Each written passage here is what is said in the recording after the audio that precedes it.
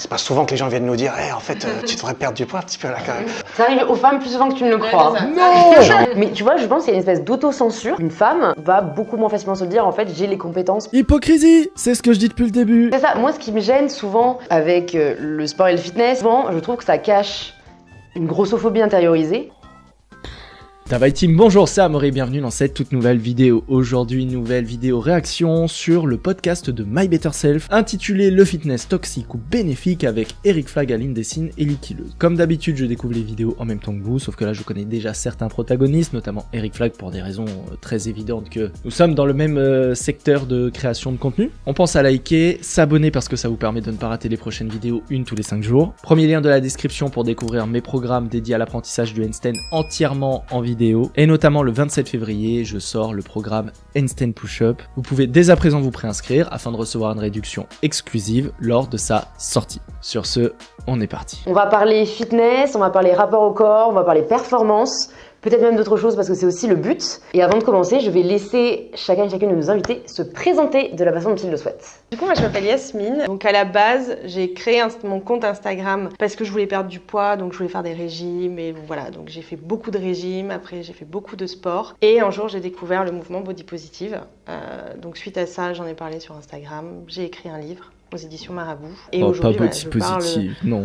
De plein de choses de façon décomplexée, aussi bien de ma maternité que de mon rapport au corps et de comment j'ai réussi à l'accepter. Alors moi à la base je suis illustratrice, sauf que sur les réseaux j'ai toujours partagé plein de choses qui me plaisent et avec le temps j'ai fini par tomber dans la muscu et par vraiment très très fort aimer ça. Donc c'est un petit peu autre.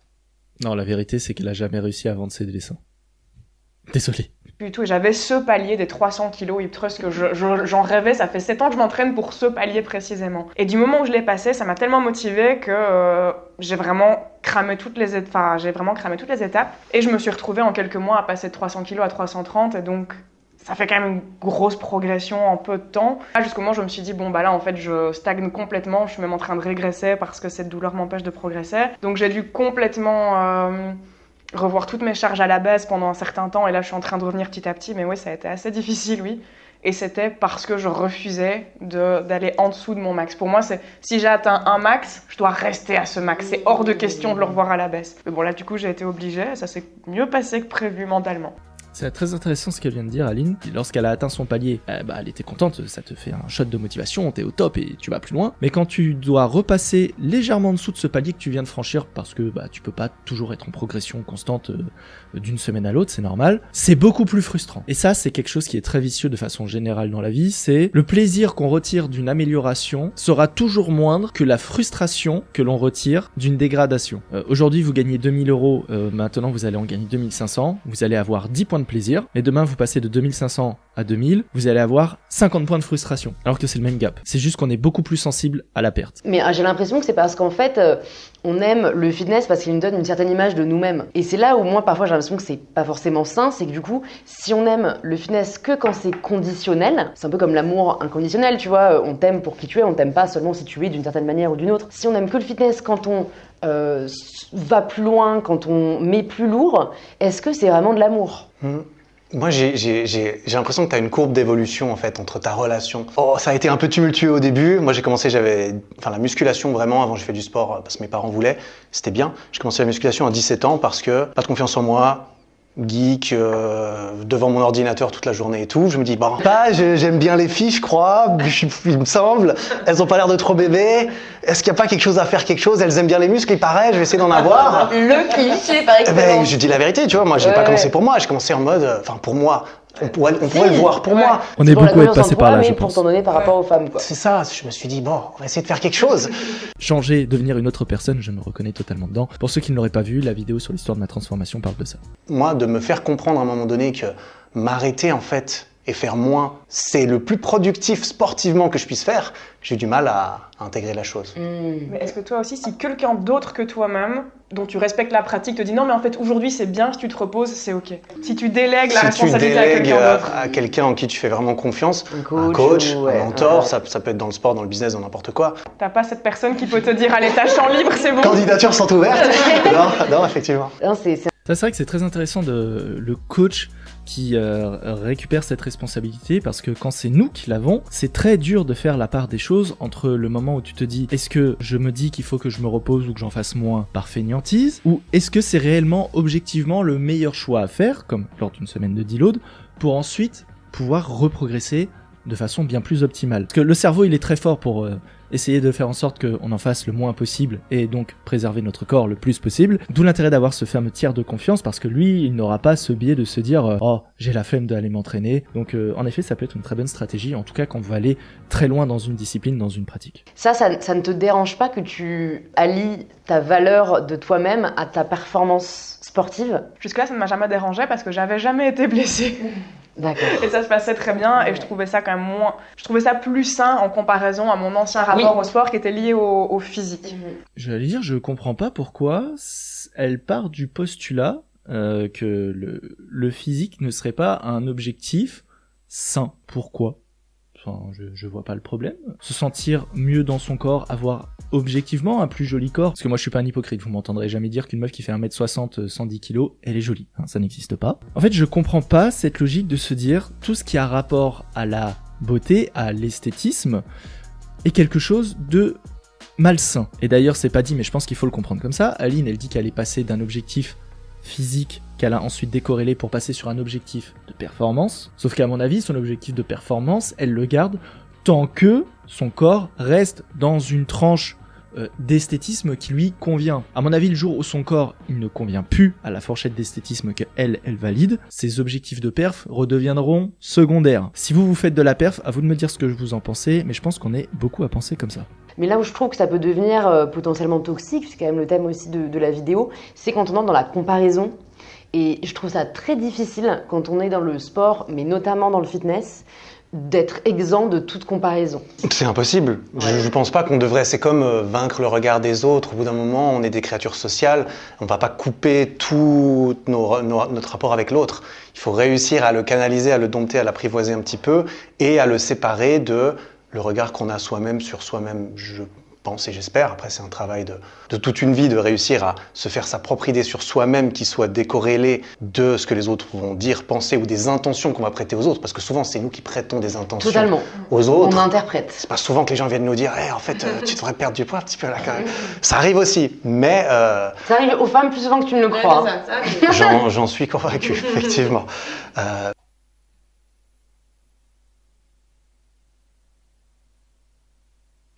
Ça arrive aux hommes, vous inquiétez pas. Et j'irais même dire que c'est une très bonne chose qu'on nous le dise. Ce qui, à un moment donné, quand on devient une sorte de gros patapouf, c'est bien que quelqu'un nous le fasse remarquer. Peut-être qu'il va nous le faire remarquer d'une façon très indélicate, j'en conviens, mais au moins il va nous dire les choses. Parce que si personne vient nous le dire, parce qu'on est peut-être en train de se voiler la face sur nous-mêmes, on n'est pas prêt d'évoluer. Alors on pourra dire oui, mais il y a la bonne et il y a la mauvaise façon de le dire. Ok. Il vaudra toujours mieux quelqu'un qui te dit très mal les choses que quelqu'un qui te les dit pas. Et moi je vous souhaite d'avoir un entourage qui vous dit les choses, même si vous les dit pas forcément toujours de façon très délicate, qu'il vous les dise. La façon dont vous recevez le message, c'est votre problème. À vous d'avoir un mental suffisamment fort pour encaisser les propos que vous allez recevoir et voir la vérité, aussi mal amenée soit-elle. C'est ça, moi ce qui me gêne souvent avec le sport et le fitness, c'est l'excuse de « non mais on fait ça pour notre santé ». Parce que, bien sûr, personne ne peut opposer à quelqu'un de prendre soin de sa santé. Je suis pour ça, on est a priori toutes et tous pour ça. Mais souvent, je trouve que ça cache une grossophobie intériorisée, où finalement, en fait, ces personnes-là, si elles étaient grosses mais en bonne santé, elles seraient quand même malheureuses. Et c'est pas de leur faute, c'est à faute du regard que la société porte sur les gros, de manière générale. Oula, et c'est vrai que je trouve ça... Stop, monsieur l'arbitre, attendez. Mais souvent, je trouve que ça cache une grossophobie intériorisée, où finalement, en fait, ces personnes-là, si elles étaient grosses mais en bonne santé, elles seraient quand même malheureuses. Et c'est pas de leur faute, c'est à faute du regard que la société porte sur les gros. Une grossophobie intériorisée. Vraiment, ces gens-là, je comprends pas.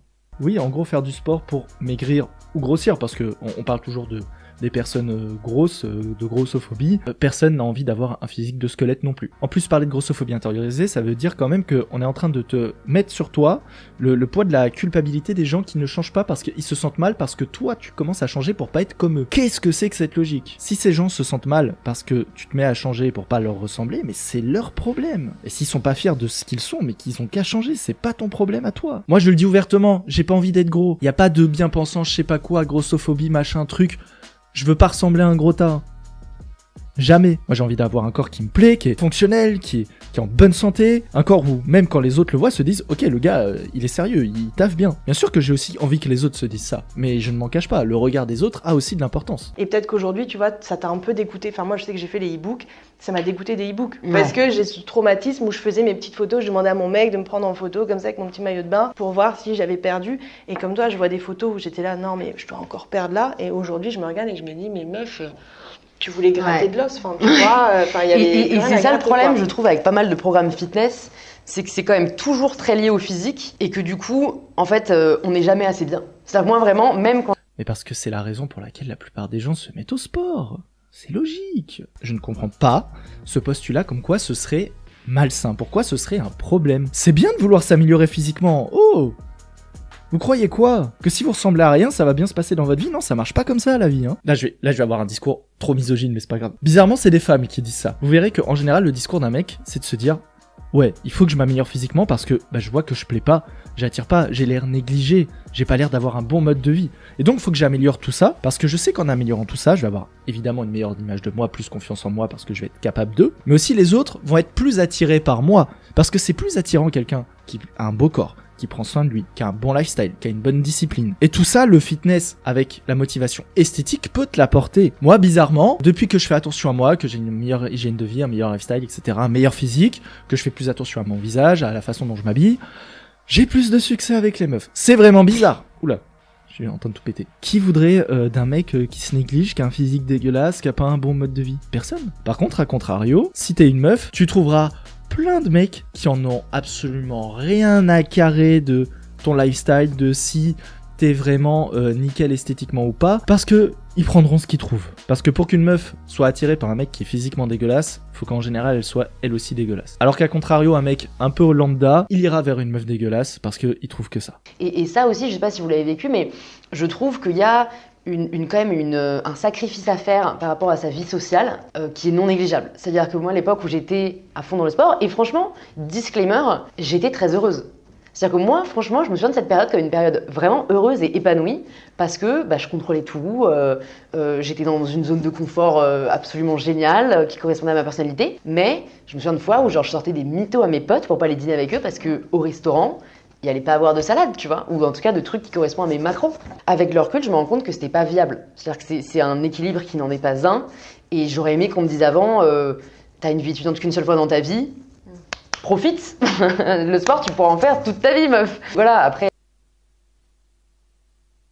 Ouais, profite, bourre-toi la gueule, fais-toi exploser par 25 mecs dans le mois. Ouais, profite de ta vie étudiante, hein, vraiment. Pour l'avoir fait, bon, plus une fois que j'étais étudiante, mais pour l'avoir fait, quand tu sors 2 ou 3 fois par semaine à aller t'exploser la gueule, à aller tchatcher du monde, c'est très rigolo, c'est du divertissement à court terme, mais ça t'apporte quasiment rien sur le long terme. En fait, je comprends pas pourquoi ce serait un problème d'avoir le lifestyle qu'elle avait. C'est un très bon lifestyle si tu veux avancer et bosser sur toi. Elle a raison, il y a quelque part des fois des périodes dans la vie où tu fais ce sacrifice, là en l'occurrence de la vie sociale, pour te dire je veux avancer sur mes projets. Moi, typiquement en ce moment, j'ai envie d'avancer sur mes projets YouTube, etc. Je sors quasiment pas. Mon seul moment de sociabilisation, c'est la salle de sport. Et c'est pas grave, c'est très bien parce que je sais pourquoi je le fais et je sais que si je veux aller là où je veux aller, il faut aussi faire des sacrifices, des fois pas sortir quand les autres y sortent parce que t'as envie de bosser sur toi et si tu bosses pas sur toi, il y a personne qui le fera. C'est à toi de faire quand même le choix selon tes périodes de vie de te dire est-ce que le sport est au centre de ma vie et je construis ma vie autour du sport ou est-ce que j'inclus le sport autour de d'autres choses. Après, attention à nuancer un point important quand même, tu n'es pas obligé de sacrifier ta vie sociale si tu veux atteindre des objectifs physiques. La plupart du temps, tes objectifs physiques, en tout cas la plupart de ceux que les gens ont, parce que à peu près personne n'a envie de devenir bodybuilder, hein, en t'entraînant 3 fois de façon intelligente et bien pensée dans la semaine, tu peux largement les atteindre. Il y a une question que je me pose aussi. T'as déjà fait des programmes de sport ou pas, Aline? Enfin, est-ce que t'as déjà produit? Non. Oui, moi j'ai des programmes. Tu proposes des programmes? Ouais. Rien que ça, alors je compare pas à votre niveau, on n'est pas là pour comparer, hein, mais tu vois, je pense qu'il y a une espèce d'autocensure où un mec qui se bouge et qui a des résultats se trouve en mesure de proposer des programmes à d'autres personnes. Pourquoi elle ramène toujours Là ça au où sexe? une femme, sauf exception, va beaucoup moins facilement se le dire, en fait, j'ai les compétences pour dire aux autres, en fait, comment ils peuvent progresser. On me l'a demandé plein de fois de faire des programmes. J'ai été approchée par plein de partenaires qui me disent « Ah, mais si tu veux, on écrit tout, t'as qu'à mettre ton nom dessus. » Et ça, je trouve ça vraiment pas Ça n'a honnête. pas de sens. Mais je suis pas coach sportive. J'adore le sport, j'en fais depuis des années, je m'épanouis bien dedans, mais pour autant, je n'ai pas la formation, je suis pas coach, c'est pas mon métier. Donc, mon rôle sur le programme, ce serait beaucoup plus sur les illustrations et le visuel que les exercices. Mais aussi peut-être pour la promotion, du coup. Oui, évidemment, mais évidemment. Ouais. Mais il y a c'est ça qui fait beaucoup la chose aussi, tu vois, c'est le tampon de la personne dessus. Parce qu'il y a des gens qui t'admirent et qui veulent avoir tes perfs, ton corps ou tout ce que tu es et ce que tu renvoies. Et du coup, ils ont envie d'apprendre de toi aussi. C'est pour ça qu'ils t'approchent toi et qu'ils veulent te demander. Mais même les gens à la salle, c'est de Aline qui veulent les conseils parce que c'est Aline qui les inspire. Pour revenir rapidement sur le point où elle disait oui, j'ai l'impression que les femmes se sentent moins légitimes de faire. Il y a beaucoup moins de femmes entrepreneuses que d'hommes entrepreneurs parce que pour entreprendre un projet, il faut aussi être prêt à se casser un peu les dents dessus. Quand Eric propose un programme, il faut aussi qu'il soit prêt à accepter que des gens vont acheter, vont trouver ça nul, des gens vont le critiquer pour les programmes qu'il fait. Et de façon générale, les femmes ont beaucoup plus tendance à éviter le conflit. Et entreprendre et proposer un bien, proposer un service, c'est accepter que va y avoir aussi des conflits à gérer. Des conflits sur notre produit, on va critiquer directement notre produit, mais quand en plus on est à l'image de notre produit, quand on utilise notre image pour vendre un produit, que c'est du personal branding, quoi, il faut être en plus prêt à accepter le fait que on va te tirer sur toi aussi personnellement. Et ça, de façon générale, les hommes sont plus prêts à l'encaisser que les femmes. Alors je dis, en général, les hommes sont plus prêts, ça reste une minorité d'hommes parmi les hommes qui sont prêts à faire cet effort-là. Moi, par exemple, je propose des programmes que j'estime très bien. Maintenant, je suis prêt à encaisser le fait que je vais avoir certaines critiques sur certains aspects du programme. D'ailleurs, vous êtes de plus en plus depuis le lancement. Ça fait extrêmement plaisir de voir qu'il commence à y avoir un engouement autour des programmes. Mais je suis prêt à encaisser le fait qu'il y en a, ils vont me tirer dessus. Je vous dirai pas mon avis, je vous demande d'abord le vôtre. Mais qui disait donc voilà, on peut s'aimer, on peut s'accepter sans forcément tout aimer chez soi et en voulant changer son apparence physique. Vrai. On a le droit de vouloir s'améliorer. Qu'est-ce que vous pensez de ce discours-là? Alors moi, je viens de faire une réduction mammaire. Ah bah super, Tu vois, on est plein dedans là. On est en plein Là, dedans. on est bon. Parce que je parle quand même de body positive et d'acceptation du corps. Et j'ai eu une personne qui m'a dit comment tu peux parler d'acceptation du corps et faire une réduction mammaire. Et ouais, justement, tu vois, moi j'aime bien comparer la relation au corps à la relation d'amour. T'aimes ton mec, il y a des fois t'as envie de le claquer contre un mur. Est-ce que pour autant tu le kicks? Tu vois ce que je veux dire? Et ben en fait la relation au corps c'est pareil, c'est que en fait je m'aime au-delà de mon corps, mais par contre ma poitrine, la réalité c'est que je pouvais plus la saquer. Et ouais, je pense que tu peux être dans un truc d'accepter ton corps, mais d'accepter aussi que tu as des zones d'ombre. Un peu, tu vois, comme dans le développement personnel, tu acceptes tes qualités, mais tu acceptes aussi tes défauts. Et il faut accepter que parfois, en fait, tu peux plus faire avec. Bon. Moi, je la trouve très hypocrite. Je vous explique pourquoi. Parce qu'en plus, je suis absolument concerné par le sujet. Alors, pas par la réduction mammaire, vous vous en doutez, mais vous allez vite comprendre. Oui, ce n'est pas parce que notre corps n'est pas aussi parfait qu'on le voudrait, qu'on ne doit pas s'aimer. Moi, par exemple, j'aime beaucoup mon corps. Maintenant, si j'avais un petit peu plus d'épaules, un petit peu plus de pecs, un petit peu plus de dos, là, tu me dis que tu claques des doigts et t'as ça, je signe de suite, il y a aucun problème, parce que je sais que je serai encore mieux dedans. Maintenant, il y a aussi la question de quel est l'effort que tu es prêt à fournir pour l'obtenir. Et moi, je suis pas prêt à fournir les efforts pour obtenir ça. Je suis en accord avec moi-même là-dessus, j'ai pas envie de fournir les efforts. Sauf que elle, la réduction mammaire, ça n'a rien à voir. On parle de quelque chose qu'elle prétend être ok et accepté dans son corps, mais elle va faire de la chirurgie esthétique. La chirurgie esthétique, c'est vraiment le cheat code. C'est tu fais pas d'efforts et t'obtiens quelque chose. Je vais vous donner un exemple concret. Moi, j'ai ce petit problème de calvitie, comme vous pouvez le constater. Évidemment que je préférerais avoir des cheveux nickel et en faire ce que je veux et me coiffer comme je veux. Maintenant, je suis parfaitement en accord avec le fait que c'est comme ça. Et j'irai pas faire de la chirurgie pour le corriger. Ça fait partie de moi. Contrairement à elle, moi je l'accepte réellement. Je vais pas faire l'hypocrite. Je l'accepte. On ne peut pas dire aux gens, acceptez-vous tel que vous êtes, mais moi je vais faire de la chirurgie pour me changer. Puis bon, acceptez-vous comme vous êtes, je trouve que c'est aussi un discours très hypocrite. Acceptez-vous comme vous êtes. Si vous trouvez que votre corps il est pourri parce que vous êtes tout queue, c'est que vous voulez devenir balèze, ne vous acceptez pas comme vous êtes. Acceptez-vous comme vous êtes seulement si vous vous plaisez. Si vous avez un corps de phasme et que vous voulez devenir balèze parce que ça vous plaît pas d'être un phasme, travaillez pour. Ne vous acceptez surtout pas comme vous êtes. Bref, tout ça est très hypocrite. Ma poitrine, je l'ai fait pour mon bien-être. On parlait un peu de santé. Et ben, je considère que j'ai fait cette opération pour mon bien-être mental et physique. Et c'est là, en fait, le truc où on revient à pourquoi tu le fais. Et la vraie question, c'est tu veux des super abdos? Pourquoi tu veux des super abdos? Pose-toi vraiment. Oui, tu l'as fait pour ton bien-être mental et physique. Et il n'y a aucun problème là-dessus. Si ça te fait du bien, il n'y a pas de souci. Fais-le. Moi, je m'en fous que tu fasses de la chirurgie esthétique. Mais ne viens pas dire acceptez-vous comme vous êtes derrière parce que ça, c'est de l'hypocrisie. hypocrisie. C'est juste ça le point. Mais tu vois, tout ça, je trouve que c'est vachement une histoire de représentation en tout cas. Ouais. Si l'inverse, si en fait c'était stylé de plus avoir de cheveux, tu serais refait, tu vois. Et moi, c'est toujours ça qui me fascine en fait, c'est à quel point, au final, notre bien-être et notre épanouissement dépendent de standards de beauté. Donc, en fait, oui, on peut les suivre et du coup se sentir bien dans notre peau parce que, in fine, voilà le résultat. Mais après, c'est la voie que je choisis, c'est plutôt de déconstruire à chaque fois ces standards de beauté pour comprendre d'où ils viennent. Et quand je comprends qu'ils viennent en fait d'une construction sociale, ça m'aide vachement à me dire, mais en fait, passe au-dessus. Enfin, ou en tout cas... Non! Le standard de beauté n'est pas une construction sociale, putain. En tout cas, c'est beaucoup plus complexe que ça. Oh là là là là, putain. Et ça, c'est vraiment le discours de base. Ça m'énerve. Par contre, il se pose jamais la question de pourquoi ce standard de beauté-là est une construction sociale qui dure et perdure dans notre société. Pourquoi c'est celui-ci et pas d'autres? Ce serait intéressant de se poser ces questions-là. On pense le sujet d'une façon totalement différente. Plutôt que de se dire, faut déconstruire, y a pas de standard, chacun est comme il est, on est tous beaux, super, on vit dans un monde de bisounours. Parce que raisonner comme ça permet d'approfondir la réflexion. Alors on le fera pas dans cette vidéo parce que c'est pas la thématique, mais on pourrait le faire un jour, ça peut être très intéressant. Il y a une question que je voulais vous poser aussi, qui est pas forcément liée au réseau, mais je me suis demandé si vous aviez déjà changé votre apparence physique pour quelqu'un d'autre. Parce qu'en fait, il y avait quand même pas mal de filles qui m'écrivent et qui me disent que en fait, elles s'acceptent, mais que leur mec leur a dit qu'elles étaient grosses, ou leur mec leur a dit que ceci, cela, mais en tout cas, et du coup, elles se sentent obligées de changer leur apparence physique pour satisfaire un désir masculin. Et en fait, c'est très dur. Bon, bien sûr, je leur réponds en veux-tu en voilà que, enfin, en fait, si ton homme ne t'aime que quand tu ressembles à voilà, si tu as une certaine apparence, en fait, comment ce sera dans 20 ans et qu'il vaut mieux trouver quelqu'un qui t'aime pour ce que tu es. Mais je pense qu'il y a peut-être des personnes qui nous regardent et qui se disent, et franchement, pareil, c'est un débat auquel on peut être ouvert, tu vois, il y a des personnes qui vont me répondre, imaginons par exemple, ma grande sœur, je sais qu'elle a pris du poids à un moment pendant sa relation, et elle a vraiment cherché à faire un régime, et en gros, la réponse c'est, ouais, mais en fait, ton mec, il a pas signé pour ça. Bah, change de mec, C'est elle qui a dit ça. Ouais, c'est elle qui a dit ça. Sans que lui... Ouais. Enfin, j'en sais rien, il lui a peut-être fait un ou deux commentaires, mais en tout cas, elle-même se disait... Genre, en gros, elle se disait, moi, j'aimerais pas que l'inverse se passe. Ok, intéressant. Alors, par contre, c'est un peu une version simplifiée de l'histoire. Oui, normalement, si tu te mets en couple avec quelqu'un, tu ne l'aimes pas que de par son physique.